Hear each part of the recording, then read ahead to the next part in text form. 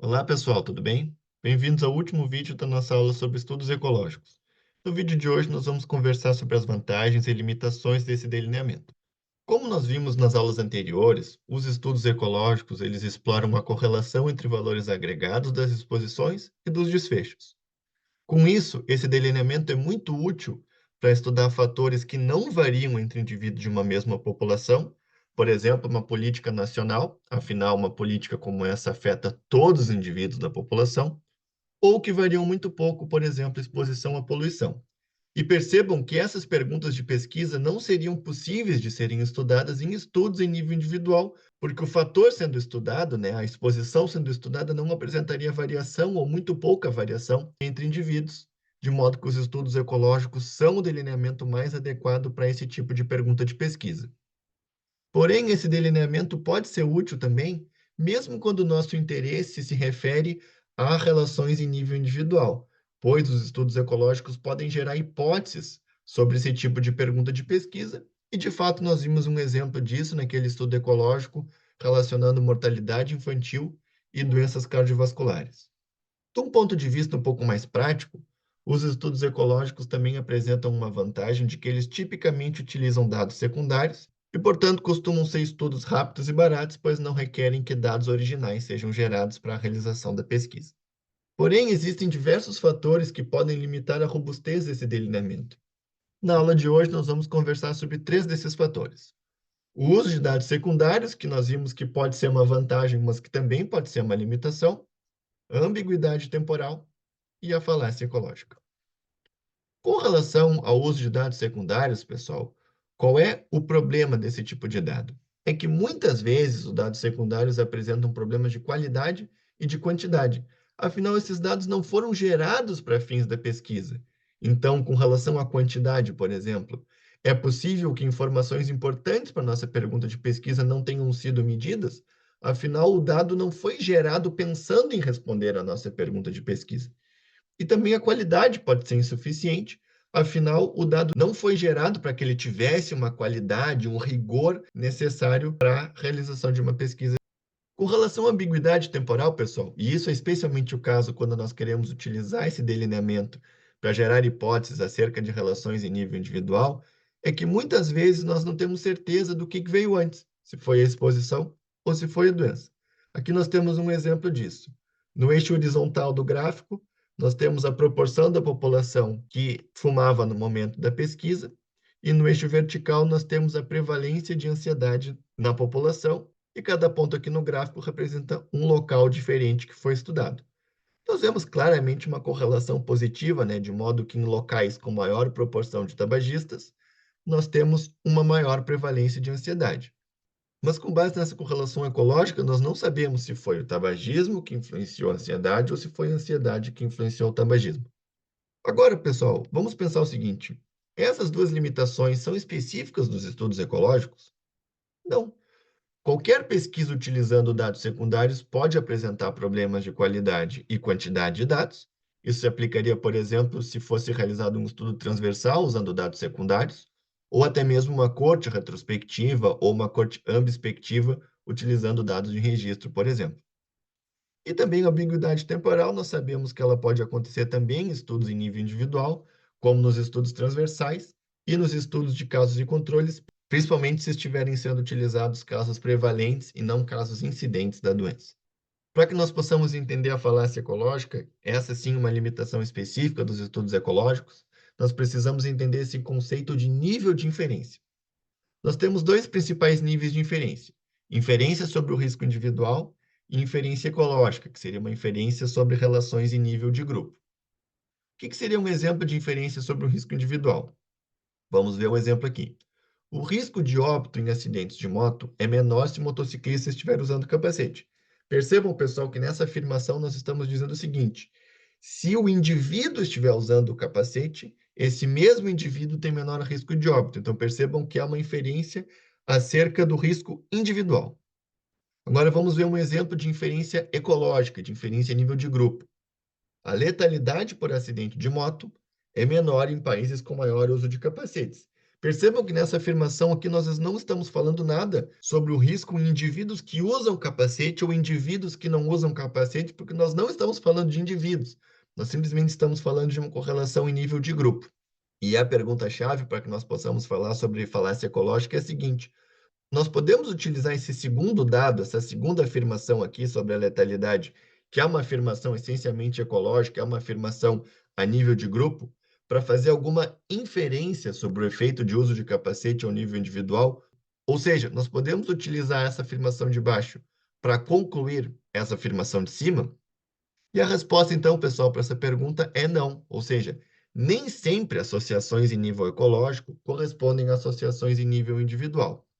No nosso exemplo aqui, isso significa o seguinte, que o fato de que a letalidade por acidentes de moto é menor em países com maior uso de capacetes não significa necessariamente que o risco de óbito em acidentes de moto é menor se o motociclista estiver usando capacete, ou seja, uma correlação a nível de grupo não necessariamente implica que a mesma relação em nível individual é verdadeira.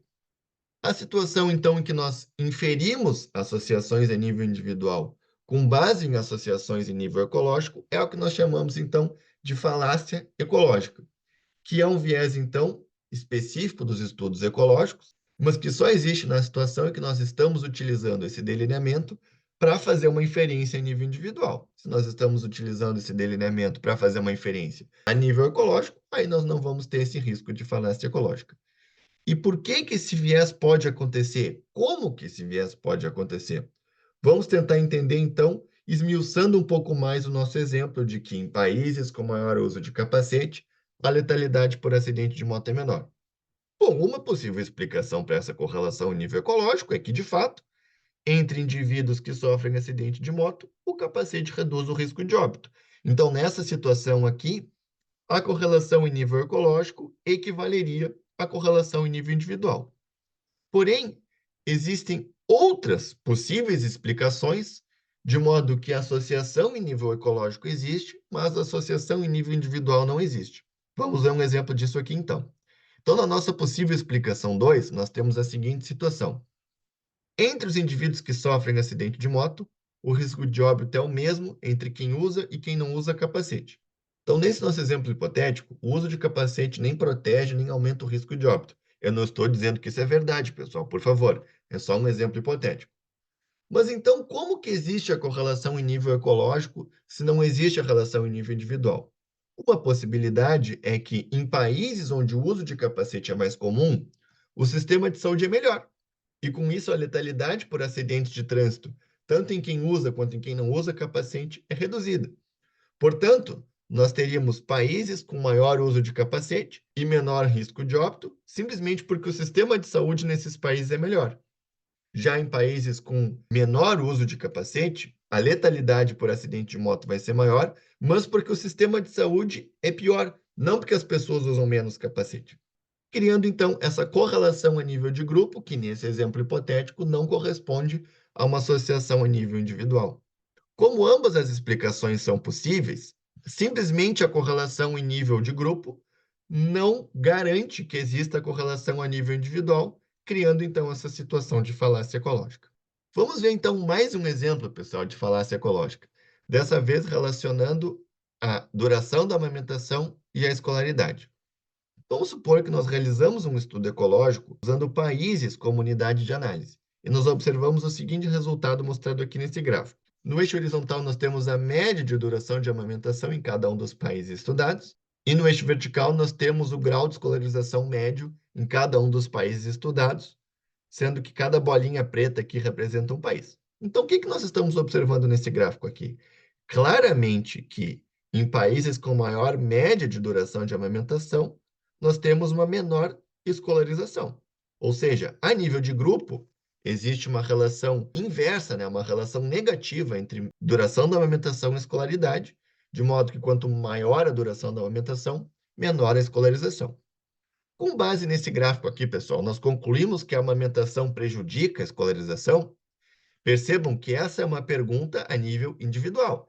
Essa pergunta se refere ao seguinte: se indivíduos amamentados têm menor chance de atingir um alto grau de escolaridade do que indivíduos que não são amamentados.